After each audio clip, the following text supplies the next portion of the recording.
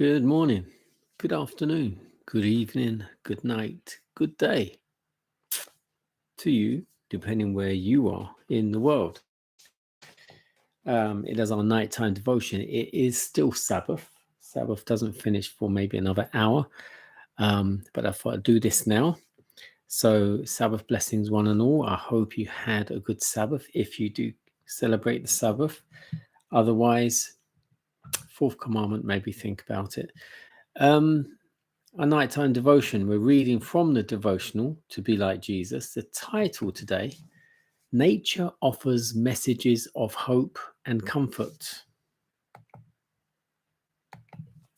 The scripture reading comes from Psalms 104, verses 10 and 11.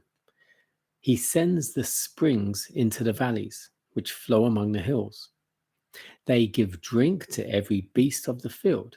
The wild donkeys quench their thirst.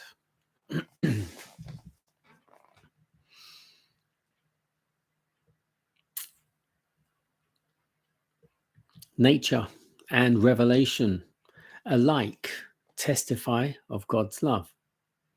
Our Father in heaven is the source of life, of wisdom, and of joy. Look at the wonderful and beautiful things of nature. Think of their marvelous adaptation to the needs and happiness not only of human beings, but of all living creatures. The sunshine and the rain that gladden and refresh the earth, the hills and seas and plains, all speak to us of the Creator's love.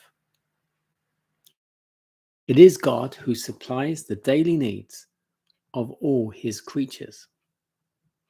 In beautiful words of the psalmist, the eyes of all wait upon thee, and thou givest them their meat in due season. Thou openest thine hand and satisfiest the desire of every living thing. Psalm 145, 15 and 16. God made Adam and Eve perfectly holy and happy. And the fair earth, as it came from the Creator's hand, bore no blight of decay or shadow of the curse. It is transgression of God's law, the law of love, that has brought woe and death. Yet even amid the suffering that results from sin, God's love is revealed. It is written that God cursed the ground for man's sake in Genesis 3:17. The thorn and the thistle, the difficulties and trials that make life of toiling, for our good as a part of the suffering needful in God's plan for our uplifting from the ruin and degradation that sin has wrought. The world, though fallen, is not sorrow and misery. In nature, it's messages of hope and comfort. There are flowers upon thistles and the thorns, and they're covered with roses.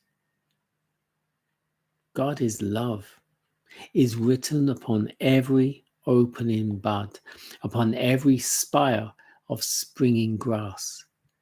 The lovely birds making the air vocal with their happy songs, the delicately tinted flowers in their perfection perfuming the air, the lofty trees of the forest with their rich foliage of living green, all testify to the tender, fatherly care of our God and to his desire to make his children, us, happy.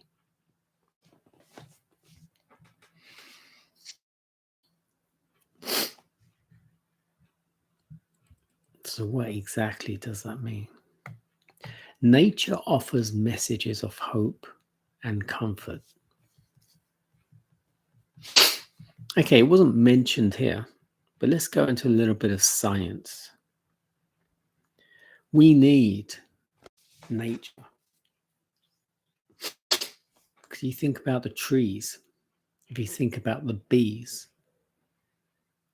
the sheep, the plants, what do we get from them? From the trees, we get oxygen for us to breathe. From the bees, they're the ones that go and pollinate the flowers so we can get food. From the sheep, we get the wool for clothes. From the plants, you got the plants, the fields where you got the cotton fields. That's where we get clothes. If we want to wear leather shoes, then that comes from the animals. Albeit we have to kill them, unfortunately, which is not an absolute necessity. But I don't know, everyone's so fixated with leather, aren't they?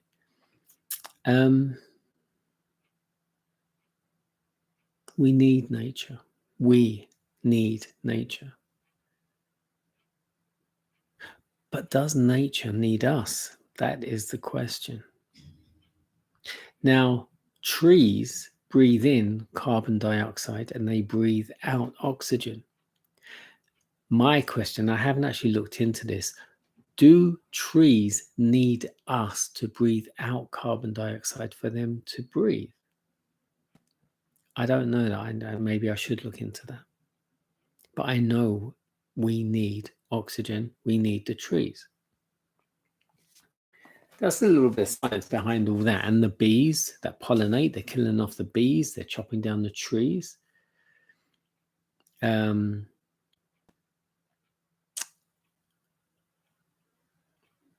Water. We need water.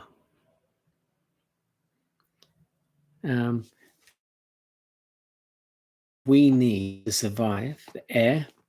All right, now let's start from the food. Is all privatized. They're killing all the natural food. Everything is going genetically modified food, and that's all controlled by Monsanto, Bill Gates. So food in soon coming time will all be processed. Soon, very soon, it'll all be processed and let coming into the city.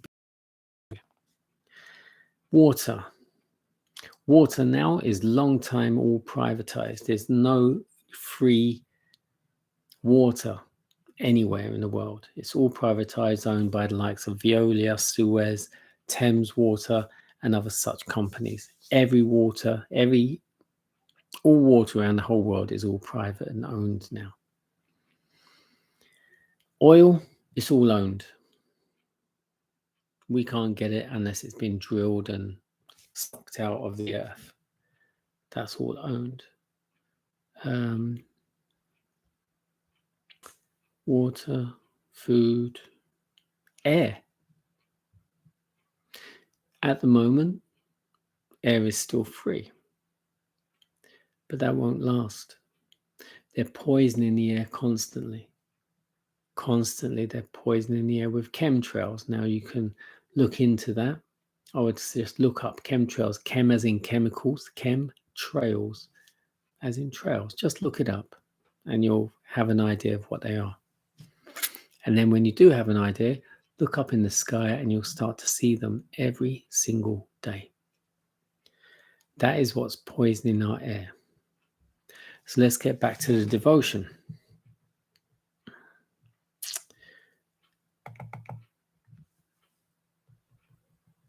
The eyes of all wait upon thee. Thou givest them their meat in due season. Thou openest thine hand and satisfiest the desire of every living thing. God provides our every need. Our Father in heaven provides for our every need. But we must trust him to do that, not to do it of ourselves. Think about when the Israelites were they fled from Egypt. They're in the wilderness. The Father supplied manna every single evening for them to give them food for the next day. Every single evening for, however, it wasn't for 40 years, but for a fair chunk of that. And he'll supply for us too. And I can attest to that because I've got some testimonies from my past where I was a bit stricken at times. And then, lo and behold, someone turns up with a bag of food. I'd never spoken to them, not in so much as to say I was, broke and I didn't have anything, but it happened. And so I know that God supplies your every need. You have to trust him, trust and obey.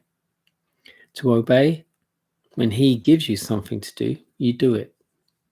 And yes, I've questioned and sometimes I've been disobedient. I haven't done it. But in the most times, I have.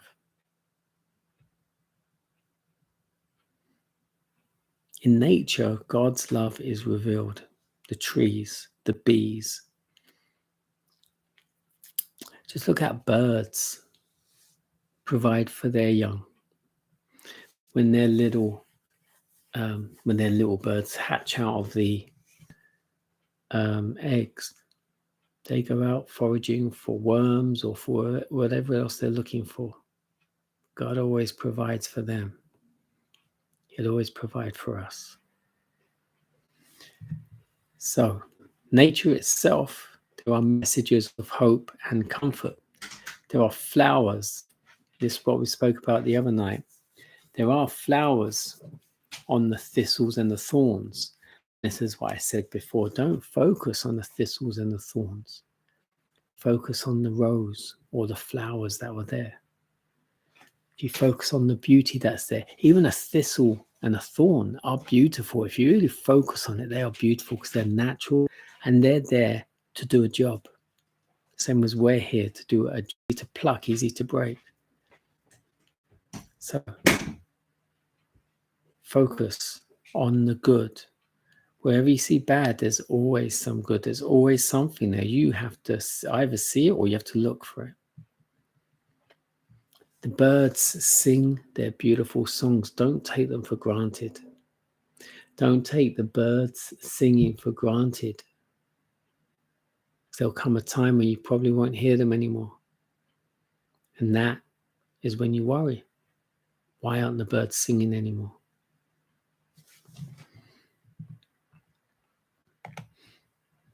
God knows what he's doing. From the beginning, right up to the end. You have to stay on board, stay on the ship, see it through. Give him control. When you feel a bit desperate or something, just pray and he will always come through. God bless you.